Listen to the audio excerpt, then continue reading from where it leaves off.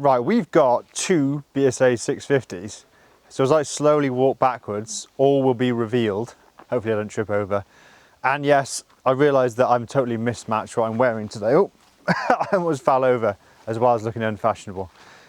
On this side, I don't know whether it's left or right with you or me, but on my right, Scrambler 650, new bike from BSA, price 5,999. And on my left, old trusty, my very own Goldstar 650, long time love of my life, this bike, absolutely adore it. This bike can be picked up in Legacy Edition right now for 4,999. So you've got about £1,000 price differential. Also, you could have one of these with 300 miles on it for 3,999. In fact, why would you buy a Bantam when you could buy a second-hand Goldstar? Probably shouldn't say that on a BSA video.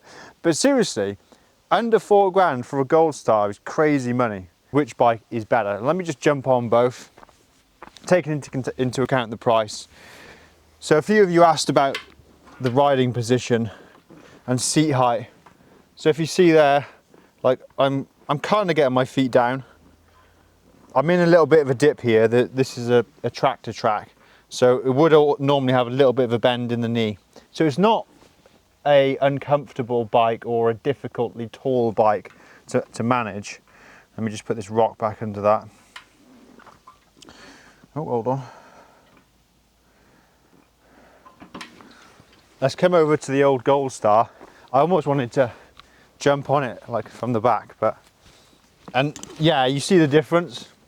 I've got a proper bend in the knee. This is your very much accessible bike. That's still accessible, but I think if you're sort of 5'5" and below, going to struggle on that one. Whereas this one, I think, is open to riders of all heights, all shapes and sizes. I've also dropped the front suspension 1.5 centimeters, where I put softer springs in the front. That's one of the differences with my bike than a regular Goldstar.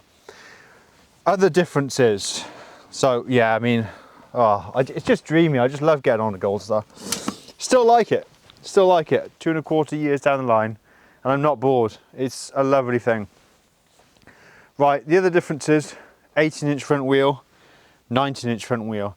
Theoretically, that will make this bike handle not as good as this bike out on the open road. However, because you've got wide bars, tall riding position, canted forward on the Scrambler, actually means you can kind of chuck the Scrambler about a little bit more, even with the 19, whereas on the traditional Goldie, it's more kind of leisurely sweep through the bends. It doesn't really appreciate being thrashed and thrown through bends. It doesn't really feel like it wants to do that, in my experience. Tyre choice is also a little bit more restricted if you've got an 18-inch front wheel.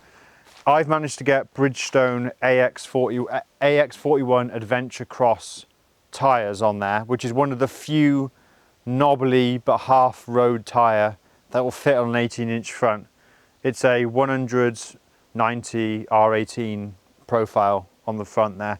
Bit hard to find tyres, whereas on this, you've got the very capable Pirelli Scorpion STR, Scorpion Rally STRs, which are not the only option because you've got 19, you could put pretty much anything on there.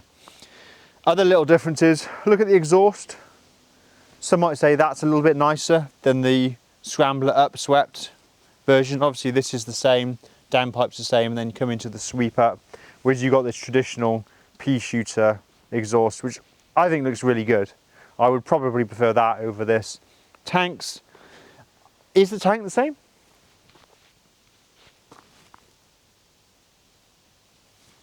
I think the tank is the same.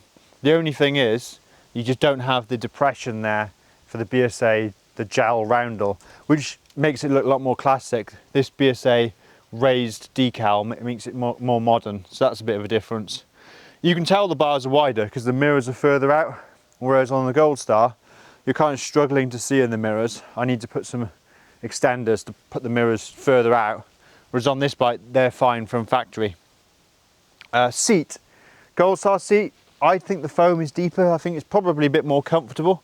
I'd say after 100 miles, 115 miles, I was beginning to get a little bit of a sore bum on the Scrambler, whereas on the Goldie, I have done 300 miles, 350 miles in a day. What else? The clocks. yeah, I mean, everybody loves analog dual chrome ringed instrument clusters, don't they? Like, it's just a universally loved thing among motorcyclists. The offset thing here, I was told this is because BSA never planned to do a scrambler, and so the ignition barrel was placed there at the front in the middle, and not sort of down here somewhere like on the Bantam. And then that meant that then it necessitated an offset cluster, a symmetrical dual pod setup on the Goldie, and we still have the ignition key in the middle. So I don't know what that's about. Perhaps they wanted to go for the LCD, and having it centrally mounted didn't work with the ignition barrel, so they had to put it off to one side. Now we do have some visual differences at the front as well. Mudguard, obviously different. You've got the duck beak and the little short one, which actually hasn't seemed to do anything. There's mud up to here, or water and spray and muck up to here. Whereas on the Goldie, we've actually got this long mud guard. I've got a fender extender right down to there. So my radiator actually clean. So that's a bit of a difference actually. Similarly, when you come to further up, you've got the classic shrouds on the Goldstar fork, and then got these chunky gaiters here. From this part up, I think it looks better on the Scrambler. And the headlights, small LED unit. Now, I actually have put a 5.25 inch LED headlights into that in replacement of the traditional halogen that comes with Goldstars from factory. People might say, oh, that looks a bit crap on a classically style bike. You might be right. I actually might be wrong in this instance. You might be right. However, I love the beam spread from LED, and I also, because that thing costs 13 quid or something like that, you could replace it if it gets smashed or damaged. It's very low maintenance, and it's slimmer than a halogen light, so you can work on the wiring behind where the accessory socket is, for example. A lot easier to do that with an LED. Everything just easier with the LED. I just prefer it, even if it doesn't look quite as nice. And if you're taking it off-road, which I sometimes do, it only takes 1 stone to fly up and it'll smash your halogen, whereas the LED is plastic, so it's a lot more resistant. Braking setup, you've got the Brembo and the Brembo. I think on this bike it feels particularly strong. I don't know whether that's just because mine's a little bit older. I think this bike was probably manufactured in 2020 or something like that. This bike, brand new fluid and everything, so it feels really punchy. But I would imagine that with a refresh of my brakes, it'll be exactly the same as the Scrambler 650. Right, handlebars with a cross brace. Yep, I do want that cross brace on mine. I think that would look really, really cool. So that'll be something I'd probably do in the future as a mod to my bike. If we look at the engine covers, they've like detailed it a little bit. This is plastic. So that's, is it plastic? It's flexing too much to be metal. That's plastic. I think that would look quite nice on my bike, so I might add one of those to mine. You heard it here first. And then this has been redone with a little heel plate. And that's actually been made a little bit like kind of nicer. Again, another little trim piece that looks good on the Scrambler, and it makes the Goldstar look a little bit plain. Up here, again, it's just a little bit nicer detail. And then you've got the chunky pegs, which is an improvement compared to the road-based foot peg on the Goldstar. And then rear shock. I talked about the rear shock in my Scrambler full kind of complete cover review. Bouncy and soft, but not horrifically underdamped, whereas as standard, Goldstar shocks are quite underdamped. But shocks are a funny thing, because you could just replace shocks for Hagon items or Girling, and you can have the shrouded one. It kind of looks a lot better. So for style and function, you can upgrade shocks on these bikes. For pillion comfort, is that a helicopter coming over? You'd have to say that the Goldstar is better because there's a bigger seat. The foot pegs are lower because this little welded bracket here has been altered. It's been shortened. Whereas on this one, it's right down at the bottom. So when Susie's on the Goldstar on the rear foot peg position, she loves it. She says it's the most comfortable bike she's ever ridden Pillion on, is the Goldstar 650. So I'd probably score that for the Goldstar.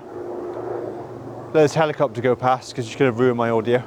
And on the Scrambler, you have got this grab rail, and it's kind of okay. They have left a gap in the plastic there, so a Pillion can get their hands on, but like, I haven't had Susie on this bike yet. Let's just sit on it, how you would do it. Oh, hold on. Let's just get that down there. What the hell? There you go. So I suppose you'd sit like that, but you can't really grip your hand fully around the rail. You just got it like a U shape under it, so it's not as useful as you think. It's okay, there's a gap for it, but I suspect that could be made better. I don't think that's as comfortable as sitting on the full Goldstar. Another little thing to notice, rear sprockets. Size of the rear sprocket on here, kind of normal, indicating that at higher speeds the gearbox won't be as laboured. You won't be at high RPM. On this thing, the size of the rear sprocket on that, huge. So obviously it means that at any given road speed, this bike will be at higher RPM than the Goldie, which is why on B roads this thing's so much fun. You can throw it around, you can flick it around. It's a lot of fun. It's a barrel of laughs. Goldie probably isn't quite as much of a like adrenaline ride. It's more of a, you're going out and you kind of just enjoying the scenery and just enjoying the kind of the style of the bike and the putt-putt of the engine. Whereas this thing's, you know, like a full-on like skydive. It's like, whoa, where are we going? And a lot of that is due to the big old rear sprocket at the back, giving you a lot faster acceleration at the expense of top-end comfort. Brakes and everything, and these are the same. I would say though that the controls have been upgraded, certainly on the left-hand side. If the Scrambler versus Goldie, a little bit on my early Goldstar.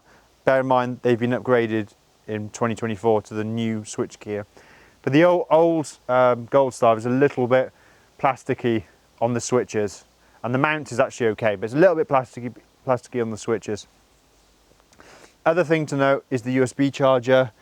Funnily enough, they put that on the Goldstar. Everybody complained about it, and then they didn't do anything about it on the Scrambler. You'd think they'd put it on a smaller mount. Maybe it's very functional. Maybe it's super waterproof or something, so they kept it.